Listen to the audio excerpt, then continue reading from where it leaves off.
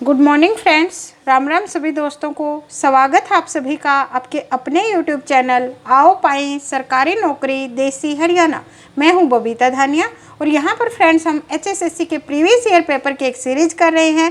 14 paper already हम कर चुके हैं, उन सब का लिंक डिस्क्रिप्शन में है। अगर आपने नहीं देखी हैं तो उन पेपर्स को भी ज़रूर देखिए। आज हम 15 नंबर पेपर करने वाले हैं और जो आज पेपर करने वाले हैं उसका एडवर्टीजमेंट नंबर है 11/2019, कैटेगरी नंबर 6 प्रोटेक्शन असिस्टेंट का था। दक्षिण हरियाणा उत्तर हरियाणा बिजली वितरण निगम की ये पोस्ट थी। आफ्टरनून सेशन का एग्जाम है, मॉर्निंग और इवनिंग का ऑलरेडी हम कर चुके हैं फ्रेंड्स। तो आइए करते हैं इसके क्वेश्चंस। स्टार्टिंग में हिंदी के क्वेश्चंस दिए हैं। फर्स्ट क्वेश्चन है आपका, दिए गए शब्द का सही पर्यायवाची शब्द चुनिए। शब्द हमें दिया है सिंह, सिंह अर्थात शेर। ऑप्शन देखिए, संत, नरेश, विहग और वनराज। तो आप सभी को पता है फ्रेंड्स, शेर को वनराज अर्थात जंगल का राजा कहा जाता है, तो उसका सही पर्यायवाची होगा ऑप्शन डी वनराज। नेक्स्ट क्वेश्चन आपका, निम्नलिखित में से कौन सा शब्द लाभ का विलोम है। बिल्कुल देखने की भी जरूरत नहीं है। लाभ का जो विपरीत अर्थक होता है वो हानि होता है। ना भाग्य, संयोग और किस्मत का इससे कोई लेना देना नहीं है। लाभ का विपरीत अर्थक क्या होगा? ऑप्शन ए हानि। क्वेश्चन नंबर 3 है, दिए गए मुहावरे का सही अर्थ बताइए। ऑप्शन क्यों मुहावरा दिया है आपको, टेढ़ी खीर। थोड़े में बहुत परेशान कार्य, बहुत प्यारा या फिर कठिन कार्य। तो दोस्तों टेढ़ी खीर क्या होता है? वो होता है ऑप्शन डी कठिन कार्य। जैसे कि बिना पढ़े एचएसएससी का एग्जाम क्लियर करना भी एक टेढ़ी खीर है। अगर आप कठिन कार्य करोगे, मेहनत करोगे तो ही आपका एग्जाम क्लियर होगा। तो वही है यहाँ पर टेढ़ी खीर अर्थात कठिन कार्य। नेक्स्ट आपका 4th क्वेश्चन है, निम्नलिखित में से सही एक वचन का चयन कीजिए। मैं सोता हूँ, मैं सोता हूँ, हम सोते हैं या वे सोते हैं। देखिए दोस्तों, ऑप्शन ए और ऑप्शन बी के अंदर क्या डिफरेंस है। मैं के ऊपर यहाँ पर एक मात्रा दी गई है और छोटे ऊ की मात्रा लगाई गई है, जबकि राइट आंसर होगा ऑप्शन बी, जहाँ मैं के ऊपर 2 मात्रा जो लगती है, मैं सोता हूँ। बहुत बारीक डिफरेंस होता है, ध्यान से देखा करो। यहाँ पर राइट डिफरेंस क्या है? मैं सोता हूँ, ऑप्शन बी। नेक्स्ट देखिए, सही एक वचन ही आपसे पूछा है। ऑप्शन देखिए, बच्चा स्नान कर रहा है, बच्चे स्नान कर रहा है, 2 बच्चे स्नान कर रहे हैं या फिर बच्चे स्नान कर रहे हैं। एक वचन का चयन करना है फ्रेंड्स यहाँ पर। तो फ्रेंड्स मेरे अकॉर्डिंग तो इसका राइट आंसर होगा ऑप्शन ए, बच्चा स्नान कर रहा है, यही एक वचन है। जबकि एचएसएससी ने जो माना है वो माना है ऑप्शन डी, बच्चे स्नान कर रहे हैं, वो एक गलत है। नेक्स्ट देखिए फ्रेंड्स, इंग्लिश के क्वेश्चन आए हैं। हिंदी के 5 क्वेश्चन थे, नेक्स्ट 5 क्वेश्चन आपके इंग्लिश के आए हैं। फर्स्ट क्वेश्चन देखिए, इंग्लिश का 6 नंबर जो क्वेश्चन है, select the सिनोनियम of the following word. समानार्थी अर्थात सिनोनियम पूछा है। वर्ड आपको दिया है लॉन्च, LAUNCH, बहुत ही कॉमन वर्ड है। जैसे आप बहुत बार सुनते हो, किसी आपने रॉकेट का लॉन्चिंग की गई है, या फिर जैसे कोई ना ये जो अपनी मिसाइल लॉन्च की जाती हैं, वो क्या होता है? लॉन्च। और लॉन्च का हिंदी मीनिंग देखा जाए वो क्या होता है? प्रक्षेपण करना, उतारना या फिर प्रमोचन करना। ऑप्शन देखिए क्या क्या दिए हैं। चीज, CEASE, चीज जो होता है वो होता है बंद करना। ऑप्शन बी कंक्लूड, कंक्लूड भी क्या होता है? निष्कर्ष निकालना। ऑप्शन सी मार्च जो होता है उसका मीनिंग होता है जलसा या फिर जुलूस जिसको आप बोला जाता है, प्रदर्शन जिसको आप बोलते हो। और ऑप्शन डी है आप फ्रेंड्स आपके पास, इनोग्रेट करना अर्थात उद्घाटन करना, जो बिल्कुल राइट सिनोनियम होगा लॉन्चिंग का। लॉन्च प्रक्षेपण, उतारना या प्रमोशन करना, और उसका राइट सिनोनियम है इनोग्रेट, ऑप्शन डी उद्घाटन करना। नेक्स्ट आपका 7 नंबर क्वेश्चन देखिए, select the antonym of the following word. और वर्ड आपको दिया है एक्सपोजिशन। एक्सपोजिशन का जो मीनिंग होता है फ्रेंड्स वो होता है प्रदर्शन, विवरण या फिर दिखावा। क्या क्या होता है? एक्सपोजिशन, प्रदर्शन या फिर डिटेल जिसको आप बोल सकते हो, विवरण देना या दिखावा करना। आपने बहुत बार सुना होगा एक्सपोज करना अर्थात दिखावा करना। ऑप्शन देखिए, एक्सप्लेनेशन व्याख्या करना होता है, क्रिटिक्यू होता है क्रिटिकल, आपने वर्ड बहुत सुना होगा। क्रिटिक्यू उसी से बना है जिसका मीनिंग होता है आलोचनात्मक विश्लेषण या समीक्षा करना। ऑप्शन सी है साइलेंस, जो होता है चुप रहना। और ऑप्शन डी है प्रोनाउंसमेंट, अर्थात कथन या फिर कोई वचन या वाक्य के लिए यूज किया जाता है। तो यहाँ पर आपसे एंटोनियम पूछा है एक्सपोजिशन का। एक्सपोज करना होता है दिखावा करना, और ऑप्शन सी पर आपको दिया है साइलेंस, अर्थात चुप रह जाना, बिल्कुल छुपा जाना। तो इसका राइट एंटोनियम होगा option C silence. Next question देखिए आपका, इडियम दिया है टेक्स टू टू टेंगू। बहुत कॉमन है फ्रेंड्स, ये मॉर्निंग वाले सेशन में भी आया हुआ था, आफ्टरनून वाले सेशन में भी है। इसके लिए होता है किसी काम के लिए दोनों का बराबर जिम्मेदार होना। अर्थात आपने कोई काम किया है, दो दोस्तों ने मिलकर या दो भाइयों, किसी भी दो ने मिलकर अगर कोई काम किया है, उसके लिए दोनों का बराबर जिम्मेदार होना होता है takes two to tango. Meaning यहाँ पर ऑप्शन देखिए आपको क्या दिया है, both people involved in a fight are friendly now. जो इनकी पहले लड़ाई हो रखी थी वो दोस्त बन गए, जिसका कोई मीनिंग नहीं बनता। ऑप्शन बी देखिए, to do what someone else force you to do, अर्थात कोई ऐसा काम करना जो दूसरे ने, किसी ने आपको मजबूर किया करने के लिए। ऑप्शन सी है टू चेंज योर बिहेवियर, अपना व्यवहार चेंज करना। और ऑप्शन डी है both people involved in a situation are equally responsible for it. दो आदमी जो किसी सिचुएशन के अंदर इन्वॉल्व थे, दोनों ही बराबर के जिम्मेदार होना, और यही इसका राइट आंसर है। Takes two to tango means both people involved in a situation are equally responsible for it. Next question है आपका 9 नंबर क्वेश्चन है, ग्रामेटिकली मिस्टेक आपसे पूछी है, कोई एरर है तो वो निकालना है। सेंटेंस आपको दिया है इज दैट हाउस यूअर्स, और यूअर्स के ऊपर फ्रेंड्स कोमा लगाकर एस लगाया गया है और आगे लगाया है क्वेश्चन मार्क। तो ये देखिए इसका ऑप्शन आपको दिया है यूअर्स, यू आगे आर ई को अलग कर दिया, यू या फिर नो चेंजेज रिक्वायर्ड। तो फ्रेंड्स इसका राइट आंसर होगा इज दैट हाउस यूअर्स, जहाँ पर कोमा हटा दिया गया और क्वेश्चन मार्क लगा दिया गया। यहाँ पर जो यूअर और एस के बीच में जो कोमा आया है वो नहीं आएगा। इज दैट हाउस यूअर्स, आगे क्वेश्चन मार्क। नेक्स्ट है 10 नंबर जो क्वेश्चन है, I am busy today, you खालिस्तान meet me tomorrow after the class. Option देखिए मस्ट, कुड, वुड या फिर शुडंट। तो दोस्तों देखिए, I am busy today, you could meet me tomorrow after the class. ना ही तो मस्ट आ सकता है, ना वुड आ सकता है और ना ही शुडंट आ सकता है। तो राइट आंसर है यहाँ पर आपका option B, could. Next India GK के क्वेश्चन आए फ्रेंड्स, वो देखिए, हड़प्पा सभ्यता खालिस्तान से प्रेरित थी। ऑप्शन ए स्वच्छता और सार्वजनिक स्वास्थ्य, ऑप्शन बी जनसांख्यिकी कारक, ऑप्शन सी सौंदर्य और उपयोगिता, ऑप्शन डी है उपयुक्त सभी। देखिए क्वेश्चंस बार बार वही रिपीट हो रहे हैं। मॉर्निंग सेशन के अंदर इसी क्वेश्चन को पूछा था, किस सभ्यता में शहर नियोजन ने बेहतर उन्नति प्राप्त की थी, जिसका मीनिंग था हड़प्पा सभ्यता ने। और यहाँ पर क्वेश्चन को घुमाकर पूछा गया है, हड़प्पा सभ्यता किससे प्रेरित थी। ऑप्शन देखिए, स्वच्छता और सार्वजनिक स्वास्थ्य, जनसांख्यिकी कारक, सौंदर्य और उपयोगिता या फिर इन सब में। तो फ्रेंड्स हड़प्पा सभ्यता स्वच्छता और सार्वजनिक स्वास्थ्य से प्रेरित थी। थोड़ी सी आपको हड़प्पा सभ्यता की डिटेल पता होनी चाहिए। हड़प्पा सभ्यता जो थी वो 1921 के अंदर दयाराम साहनी ने खोजी थी। पाकिस्तान में रावी नदी के किनारे हड़प्पा शहर जो सबसे पहले खोजा गया, उसी के नाम पर हड़प्पा सभ्यता का नाम पड़ा। अगर हड़प्पा सभ्यता का सबसे बड़ा नगर पूछा जाए आपसे, इंटरनेशनल लेवल पर आपसे पूछा जाए, तो वो है पाकिस्तान का मोहनजोदड़ो। और भारत का पूछा जाए तो वो हरियाणा का राखीगढ़ी जो गांव है वो हड़प्पा सभ्यता का दूसरे नंबर का सबसे बड़ा स्थल है। और आगे हड़प्पा में भिड़ाना, जो सबसे प्राचीन स्थल पूछा जाए हरियाणा के अंदर हड़प्पा का, तो वो भिड़ाना गांव है। और हड़प्पा सभ्यता का दूसरा नाम पूछा जाए वो सिंधु घाटी सभ्यता होगा, क्योंकि सिंधु नदी रावी नदी है, जो रावी नदी है वो सिंधु घाटी सभ्यता की ही नदी के अंदर आती है। और सिंधु घाटी का एक और क्वेश्चन आता है, वो आता है सिंधु घाटी या हड़प्पा सभ्यता के अंदर कौन सी जो धातु है उसका उपयोग किया जाता था। तो दोस्तों उसके अंदर तांबे और कांस्य का जो है वो मिक्सअप है वो प्रयोग किया जाता था। नेक्स्ट क्वेश्चन है आपका, इसरो का खालिस्तान से संपर्क टूट गया था। इसरो तो आप सभी जानते होंगे कौन सी है इसरो आपकी। इसरो की फुल फॉर्म आप कमेंट में जरूर बताना, थोड़ा सा नॉलेज आपको भी होना चाहिए। ऑप्शन देखिए, चंद्रयान-2, प्रज्ञान से, या फिर विक्रम से, या फिर चंद्रयान-1 से। तो ऑप्शन ए और डी का यहाँ पर कोई लिंक नहीं है।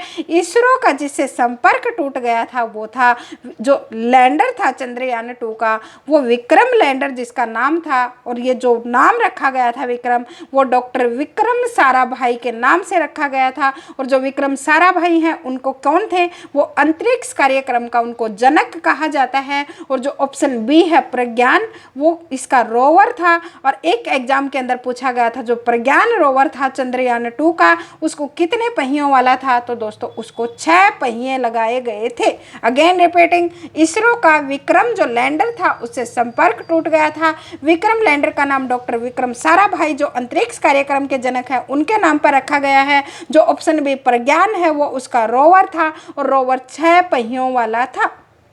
13 नंबर क्वेश्चन है, भारत का प्रमुख वन उत्पाद खालिस्तान है।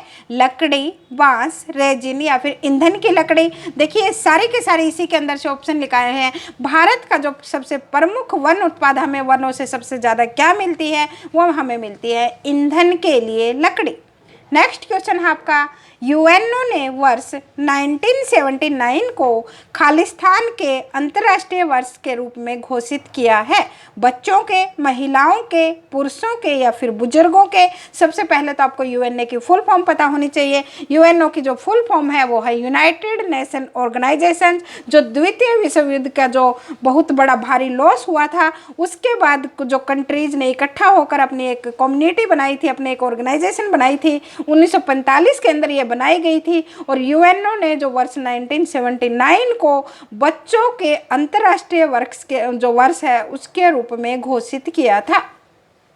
नेक्स्ट क्वेश्चन आपका 15 नंबर क्वेश्चन, राष्ट्रीय शिक्षा नीति खालिस्तान में शुरू की गई थी। ऑप्शन देखिए 1986, 1989, 1968 और 1975। तो दोस्तों यहाँ पर HSSC ने इसका आंसर माना था 1968। हो सकता है बाद में उसको चेंज कर दिया गया हो, लेकिन इसका राइट आंसर है राष्ट्रीय शिक्षा जो नीति थी वो पहली बार 1986 के अंदर शुरू की गई थी। जो ऑप्शन ए है, 1992 के अंदर इसके जो शिक्षा नीति थी इसके अंदर बहुत सारे चेंजेज किए गए थे। और अब से अभी जो लेटेस्ट एक शिक्षा नीति और लागू कर दी गई, वो जो घोषित की गई वो की गई 29 जुलाई 2020 को भारत की नई शिक्षा नीति लागू की गई है। जो पहली शिक्षा नीति थी 1986 में लागू हुई, 1992 में उसके अंदर बहुत सारे संशोधन किए गए और नई शिक्षा नीति लागू हुई है 29 जुलाई 2020 को। नेक्स्ट क्वेश्चन देखना आपका, हरियाणा जीके के क्वेश्चन स्टार्ट हुए हैं। जनसंख्या के हिसाब से हरियाणा का सबसे छोटा जिला कौन सा है। ऑप्शन देखिए फरीदाबाद, चरखी दादरी, हिसार और गुरुग्राम। तो दोस्तों चरखी दादरी जो है वो हरियाणा का जनसंख्या के हिसाब से सबसे छोटा जिला है। या फिर आप ये कह सकते हो कि चरखी दादरी की अभी जो जनगणना है वो हुई ही नहीं है, क्योंकि चरखी दादरी जिला बना 2016 में और जनगणना हो चुकी थी 2011 के अंदर। तो जो चरखी दादरी की जनगणना है वो भिवानी जिले के साथ ही हुई थी, लेकिन बाकी जो ऑप्शन दिए हैं उन सबसे कम जनसंख्या यहाँ पर चरखी दादरी की है। क्योंकि ऑप्शन में ऑप्शन ए पर है फरीदाबाद जो हरियाणा का सबसे ज़्यादा जनसंख्या वाला जिला है, और फरीदाबाद की जनसंख्या आपको पता होनी चाहिए वो है 18,09,733। ऑप्शन बी पर है चरखी दादरी जो सबसे कम जनसंख्या वाला है। ऑप्शन सी पर हिसार है जिसकी जनसंख्या 2011 के जो जनगणना है उसके अकॉर्डिंग है 17,43,931। और ऑप्शन डी पर जो गुरुग्राम है उसकी जनसंख्या थी 15,14,432। तो इन सबसे कम अगर ऑप्शन के अकॉर्डिंग देखा जाए तो यहाँ पर जो सबसे कम जनसंख्या होगी वो होगी चरखी दादरी की। नेक्स्ट क्वेश्चन देखना, कौशल्या बैराज खालिस्तान में स्थित है। पंचकुला जिले में, नुहू जिले में, रेवाड़ी जिले में या फिर सिरसा जिले में। तो आप सभी को पता है दोस्तों कौशल्या बैराज घग्गर नदी पर बनाया गया है, ये पंचकुला में है। और घग्गर नदी की पंचकुला के अंदर जो मुख्य सहायक नदियां हैं वो झाझरा और कौशल्या नदियां हैं जो घग्गर की सहायक नदी है। घग्गर हरियाणा में पंचकुला, अम्बाला, कैथल, फतेहाबाद और सिरसा से होते हुए आगे राजस्थान में प्रवेश कर जाती है। घग्गर की अगर दूरी पूछी जाए हरियाणा में तो वो 292 किलोमीटर की दूरी पार करती है। और घग्गर का एक दूसरा जो आपसे पूछा जाता है बैराज वो है ओटू बैराज, जो सिरसा में बनाया गया है। जो कौशल्या बैराज है वो पंचकुला में है और घग्गर नदी पर ही दूसरा जो बना है वो ओटू बैराज है, वो सिरसा जिले में बनाया गया है। नेक्स्ट क्वेश्चन है फ्रेंड्स आपका, प्रभाकर वर्धन किस वंश से संबंधित है? वर्धन वंश, तंग वंश, मौर्य वंश या फिर गुप्त वंश? कितना आसान क्वेश्चन आपको दिया है, नाम के पीछे ही लगा है। प्रभाकर वर्धन जो थे वो वर्धन वंश से संबंधित थे और वर्धन वंश का जो आपसे दूसरा नाम पूछा जाता है वो पुष्यभूति वंश है। प्रभाकर वर्धन हर्षवर्धन के बड़े भाई थे। हर्षवर्धन ने प्रभाकर वर्धन की हत्या कर दी थी, उसके बाद वो खुद गद्दी पर बैठे थे। हर्षवर्धन गद्दी पर बैठे 606 ईस्वी में और 606 से लेकर 647 ईस्वी तक हर्षवर्धन ने पंजाब को छोड़कर पूरे उत्तर भारत पर राज किया था। थानेश्वर उनकी राजधानी होती थी। हर्षवर्धन एक बहुत अच्छे साहित्यकार और रचनाकार भी थे। उनके 3 जो उन्होंने नाटक और उपन्यास लिखे वो बार बार पूछे जाते हैं, वो है रत्नावली, नागानंद और प्रियदर्शिका। एक उनके दरबारी कवि या अस्थाना कवि कहे जाते हैं। बहुत एग्जाम में इनको अस्थाना कवि लिखा गया, कहीं पर इनको दरबारी कवि लिखा गया। हर्षवर्धन के जो दरबारी कवि थे वो बाण भट्ट थे। उनकी प्रसिद्ध पुस्तक आपसे बार बार पूछी जाती है वो हर्षचरित थी। हर्षवर्धन के ही शासनकाल में हेनसांग जो चीनी यात्री थे वो भारत आए थे और उन्होंने एक पुस्तक लिखी थी सेयू की, जो लगभग 10 वर्षों तक भारत के अंदर रहे। और जो अभी रिसेंटली लास्ट ईयर ग्राम सचिव का जो एग्जाम हुआ था उसके अंदर हेनसांग नाम देकर चीनी नाम दिया गया, वो था जेन जुआंग। चाहे हेनसांग आए जेन जुआंग आए, दोनों सेम ही बात है। उनकी पुस्तक का नाम था सीयू की और ये हर्षवर्धन के शासनकाल में भारत आए थे और ये बौद्ध धर्म पर अध्ययन करने के लिए भारत आए थे। नेक्स्ट क्वेश्चन भी हर्षवर्धन से ही रिलेटेड आपसे पूछा गया है। देखिए, महाराज हर्षवर्धन ने उत्तर भारत पर शासन करना कब शुरू किया? देखिए, अभी आपको बताया था, ऑप्शन देखिए 647, 590, 606 या फिर 603। तो महाराज हर्षवर्धन ने 606 से लेकर 647 ईस्वी तक पूरे उत्तर भारत पर पंजाब को छोड़कर राज किया था। तो उनका शासनकाल जो स्टार्ट हुआ वो हुआ था 606, ऑप्शन सी पर। नेक्स्ट क्वेश्चन आपका, हरियाणा में खालिस्तान सबसे बड़े क्षेत्र में उगाया जाता है?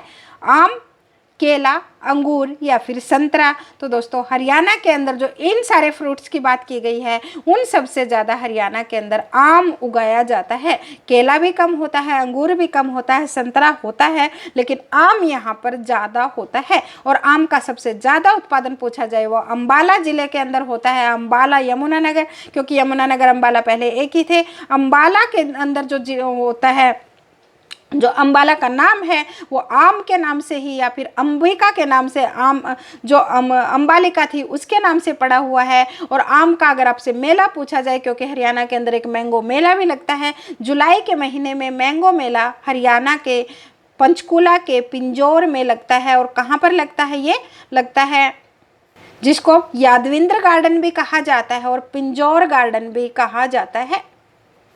नेक्स्ट क्वेश्चन है आपका, ककरोई माइक्रो प्रोजेक्ट की जो स्थापित क्षमता है वो कितनी है? 75 किलोवाट, 200 किलोवाट, 50 किलोवाट या फिर 100 किलोवाट? तो ककरोई जो माइक्रो प्रोजेक्ट है फ्रेंड्स, उसकी क्षमता है, प्रोडक्शन कैपेसिटी है वो 100 किलोवाट है। और ककरोई जो माइक्रो प्रोजेक्ट है वो सोनीपत के ककरोई गांव में पश्चिमी यमुना नहर के किनारे लगाया गया था। नेक्स्ट क्वेश्चन है आपका, खड़ी बोली का वैकल्पिक नाम क्या है? कोरवी, हिंदी, उर्दू या फिर तमिल? तो फ्रेंड्स, खड़ी बोली का कोरवी भी कहा जाता है, जो ऑप्शन ए है। कोरवी खड़ी बोली का ही प्रारूप है। खड़ी बोली हिंदी का प्रारूप है, ऑप्शन बी भी यहाँ पर राइट हो सकता था, क्योंकि जो खड़ी बोली है उसका सुधरा हुआ रूप है वो हिंदी है और बिगड़ा हुआ रूप है वो खड़ी बोली है। खड़ी बोली को कोरवी भी कहा जाता है, बिजनौरी भी कहा जाता है, सर हिंदी भी कहा जाता है, मुरादाबादी भी कहा जाता है, क्योंकि जो ग्राम सचिव का एग्जाम था उसके अंदर खड़ी बोली का जो दूसरा नाम पूछा था वहाँ पर बिजनौरी दिया गया था, है क्योंकि ये उत्तर प्रदेश के बिजनौर का जो एरिया है वहाँ पर बहुत ज़्यादा बोली जाती है। मुरादाबाद के अंदर भी बोली जाती है। और मेनली है खड़ी बोली का जो एरिया माना गया है वो मेरठ से दिल्ली तक माना गया है। नेक्स्ट क्वेश्चन है, अहिरवाल क्षेत्र में हरियाणा में कौन सी उपभाषा बोली जाती है, बोली जाती है? फतेहाबाद, गुड़गांव, सिरसा या अहिरवाल? तो अहिरवाली जो है फ्रेंड्स वही अहिरवाल क्षेत्र के अंदर जो रेवाड़ी और नारनौल का क्षेत्र है वो अहिरवाल क्षेत्र माना गया है और अहिरवाल क्षेत्र में अहिरवाली लैंग्वेज ही बोली जाती है। नेक्स्ट क्वेश्चन है, हरियाणा में दूसरी सबसे बड़ी बोली कौन सी है? एक तो है हमारी खड़ी बोली और दूसरी जो सबसे बड़ी बोली हरियाणा के अंदर बोली जाती है वो है बागड़ी बोली जो कही गई है ऑप्शन बी पर। बांगरू, बागड़ी, अहिरवती या कोरवी जो दूसरी सबसे ज़्यादा बोली जाने वाली बोली है हरियाणा की वो है ऑप्शन बी बागड़ी बोली। नेक्स्ट क्वेश्चन है आपका, संत चूड़ामणि या चूड़ामणि भी कई जगह लिखा होता है, भाई संतोख सिंह की प्रतिमा किस जिले में लगाई गई है? ऑप्शन है भिवानी, हिसार, कैथल या फिर जींद। तो संत चूड़ामणि या चूड़ामणि भाई संतोख सिंह की प्रतिमा है वो कैथल जिले में लगाई गई है। नेक्स्ट क्वेश्चन है, HAU जो हरियाणा एग्रीकल्चर यूनिवर्सिटी है ने हरियाणा के किस जिले में पहला मत्स्य पालन महाविद्यालय की शुरुआत की है? महेंद्रगढ़, कैथल, भिवानी या फिर हिसार? तो सबसे पहले तो आपको HAU का पता होना चाहिए। HAU हरियाणा एग्रीकल्चर यूनिवर्सिटी जो 1970 के अंदर बनाई गई, भारत के जो 7वें नंबर के प्रधानमंत्री थे चौधरी चरण सिंह के नाम पर इस यूनिवर्सिटी का नाम रखा गया था। एक क्वेश्चन और इससे रिलेटेड आता है, सबसे पहले इस यूनिवर्सिटी के अंदर चावल की फसल पर शोध कार्य हुआ और इस यूनिवर्सिटी ने जो पहला मत्स्य पालन महाविद्यालय है उसकी शुरुआत भी हिसार जिले में ही की है।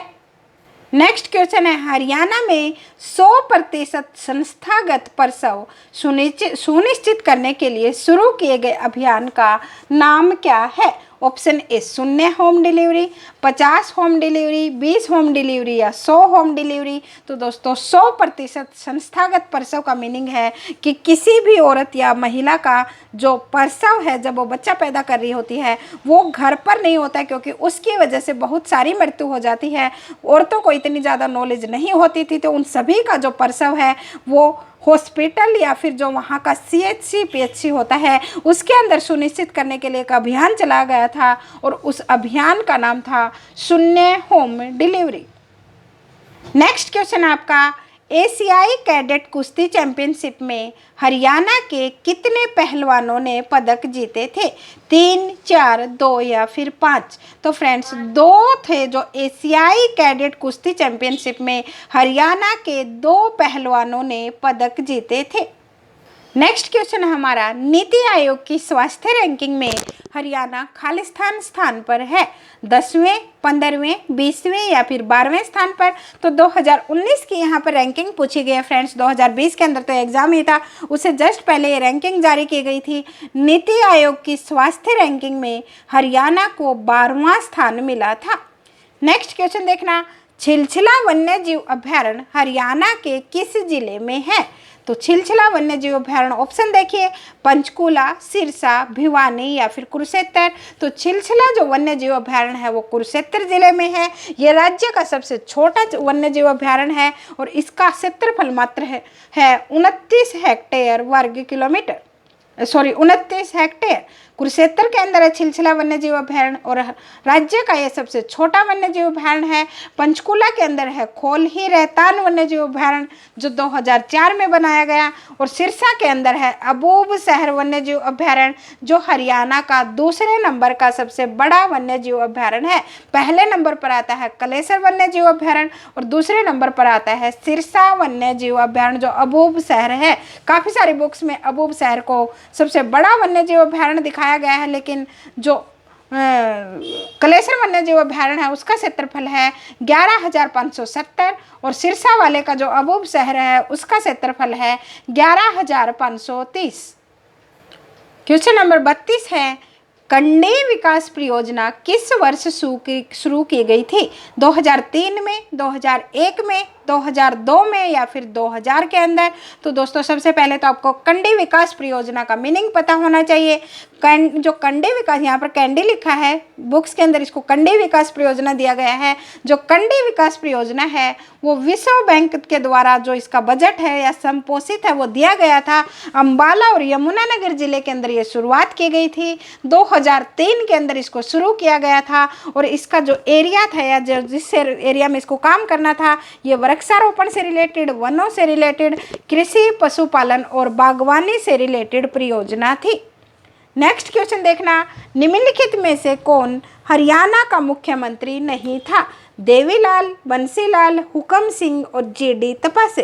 तो आप सभी को पता है फ्रेंड्स, देवीलाल भी हरियाणा के मुख्यमंत्री रहे, बंसीलाल भी, हुकम सिंह भी, जबकि जीडी तपासे हरियाणा के मुख्यमंत्री ना होकर राज्यपाल थे। हरियाणा के 7वें नंबर के राज्यपाल थे जो 1980 से लेकर 84 तक हरियाणा के राज्यपाल रहे थे। देवीलाल हरियाणा के मुख्यमंत्री बने, एक बार बने 77 से 79 तक, दूसरी बार बने 87 से 89 तक। बंसीलाल हरियाणा के 4 बार मुख्यमंत्री रहे हैं, एक बार तो लगातार 68 से लेकर 75 तक मुख्यमंत्री रहे, यहाँ पर 2 परियोजना इंक्लूड हैं। दूसरी बार 86 से 87 तक और तीसरी बार बने 96 से लेकर 99 में। हुकम सिंह हरियाणा के जो मुख्यमंत्री बने वो बने 1990 से लेकर 1991 तक। नेक्स्ट क्वेश्चन है आपका, हरियाणा राज्य पुलिस का मुख्यालय खालिस्तान में स्थित है। हरियाणा पुलिस का मुख्यालय पूछा है फ्रेंड्स, सभी मोस्ट ऑफ जो मुख्यालय है वो पंचकूला में ही होते हैं, तो हरियाणा राज्य पुलिस का मुख्यालय भी कहाँ पर है? पंचकूला के अंदर है।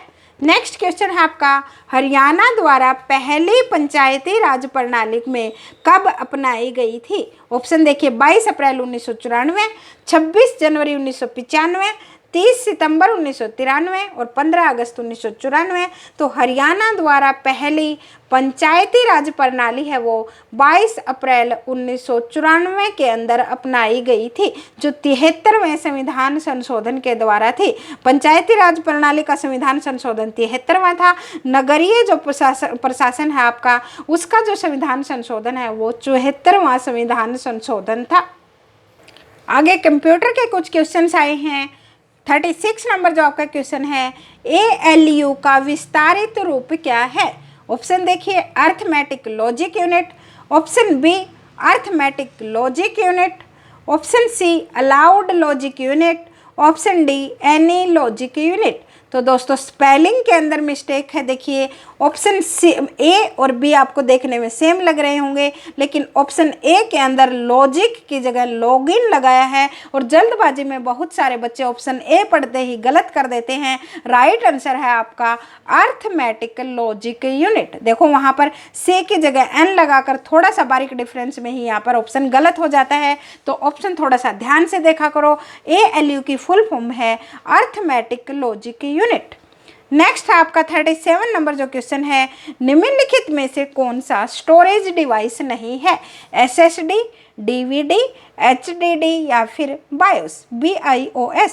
तो SSD, DVD और HDD तीनों ही स्टोरेज डिवाइस हैं, जबकि जो BIOS है वो होता है बेसिक इनपुट आउटपुट सिस्टम, जो एक स्टोरेज डिवाइस नहीं है। नेक्स्ट क्वेश्चन आपका, निम्नलिखित में से कौन वोलेटाइल मेमोरी का एक उदाहरण है? CD, DVD, रैम या फिर फ्लॉपी डिस्क। तो friends CD, DVD, floppy disk सारी की सारी वोलेटाइल मेमोरी होती है, लेकिन जो रैम होती है वो नॉन वोलेटाइल मेमोरी का एक एग्जाम्पल है। नेक्स्ट क्वेश्चन है, दूसरी पीढ़ी के कंप्यूटर खालिस्तान से बने होते थे। Option A vacuum tube, transistor, diode या फिर VLSI। तो फ्रेंड्स जो वैक्यूम ट्यूब है वो पहली पीढ़ी के कंप्यूटर में होती थी और जो दूसरी पीढ़ी के कंप्यूटर हैं वो ट्रांजिस्टर पर आधारित होते थे। तो फ्रेंड्स आगे आपके मैथ और रीजनिंग के क्वेश्चन हैं वो लाइव क्लास में करवाए जाएंगे और उससे आगे सब्जेक्ट स्पेसिफिक क्वेश्चन आते हैं जिनका आपसे कोई लेना देना नहीं है। तो आपके काम के इतने ही क्वेश्चन थे इस पेपर से। उम्मीद है आपको हमारी वीडियो पसंद आई होगी। पसंद आई हो तो like, share and subscribe our channel. मिलते हैं आपसे नेक्स्ट वीडियो में ऐसे ही नेक्स्ट इंपॉर्टेंट पेपर्स के साथ।